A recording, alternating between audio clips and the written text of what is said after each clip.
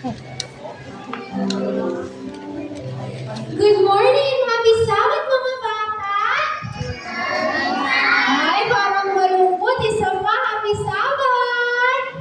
Ayun. So, natatandaan niyo po ba kung anong pangalan ko? Anong pangalan ko? Ate Onyx. Yes! So, ako nga pala si Ate Onyx. Ako ay 15 years old.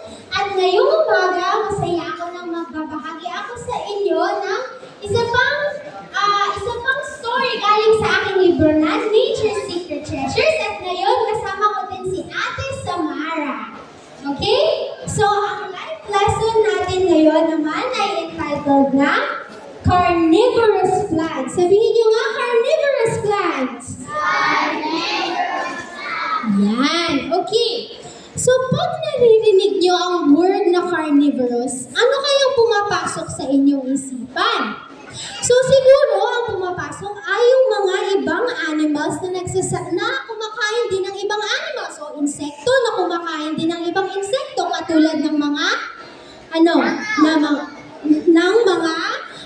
yung mga tigers, kumakain sila ng ibang animal, ng mga lion.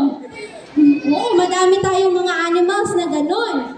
Pero ngayon, ang papag-usapan natin ay yung mga plants na kumakain ng mga insekto. So, ang isang example ng carnivorous plant ay ang Venus flytrap. So, ito ang Venus flytrap. Sa taas ng Venus flytrap, may dalawang lobes o kaya parang leaves na ang itsura niya. Na sa mga leaves na ito, may mga sensitive na mga buhok, sensitive hairs, na pag ang isang insekto ay dumapo dito katulad nito, yung langaw na sa loob. Within 20 seconds, magsasarado ang halaman. At hindi na ito makakalabas. Sige. Onyx, sabi mo, wait lang. Okay, wait lang. May video tayo na papanoorin para makita natin kung paano ito nangyayari. Ayan. So, tingin kayo dito ha, pag nag-play na yung video. Kita naman. Ako dito, kita ako. Okay. So yan, nakikita nyo yung langaw nandoon na sa lobes ng Venus flytrap.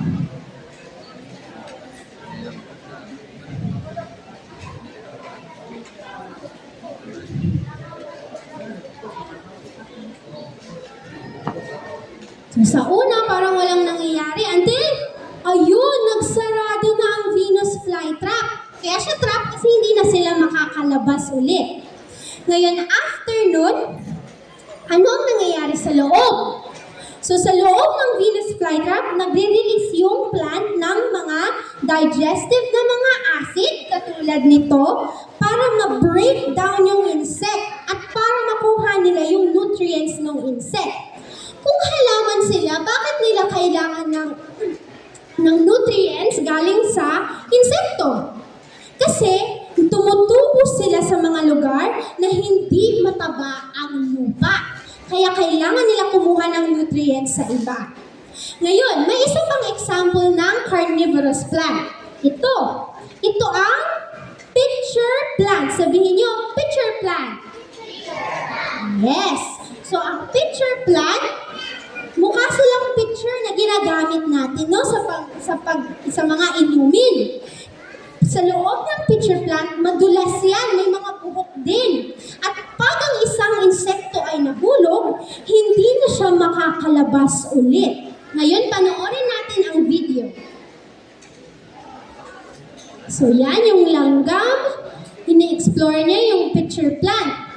Ayun, nung nandoon pa lang siya sa bukana nung opening, nahulog na agad siya at nandun na siya at hindi na siya makakalabas ulit. At i-digest na siya nung plant. Okay. So, grabe pala. May mga carnivorous plants pala na kumakain ng insekto. Ngayon, ano ang matututunan natin about carnivorous plants? So, for me, What I learned from carnivorous plants is they can symbolize temptation, mga temptation sa buhay natin. Minsan katulad pala tayo ng mga insect, no? Minsan sa ating napapanood, o naririnig, o nababasa, ay napafall na tayo sa mga trap ni Satan. Katulad nun, no? Yung mga insect.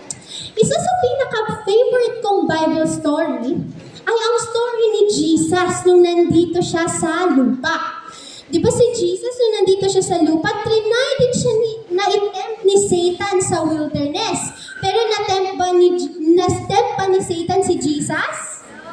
Hindi nakasucceed si Satan doon. Panagumpayan ni Jesus yung mga temptations na yon at kaya din natin pag mag-a-ask tayo ng help from Jesus. Sinasabi sa 1 Corinthians 10:13, "No temptation has overtaken you except such as is common to man, but God is faithful, who will not allow you to be tempted beyond what you are able, but with the temptation will also make the way of escape that you may be able to bear it." Ang ibig sabihin ng verse na yan ay ang Panginoon daw ay hindi tayo bibigyan ng mga temptation na hindi natin kaya panagumpayan. Dahil lahat ng temptation, pag kasama natin ang Panginoon, kaya natin ito mapanagumpayan. Amen. Amen? Nagustuhan niyo ba? So, ngayon mga bata, pwede na kayo bumalik sa inyong mga upuan ng tahimik. Happy Sabbath!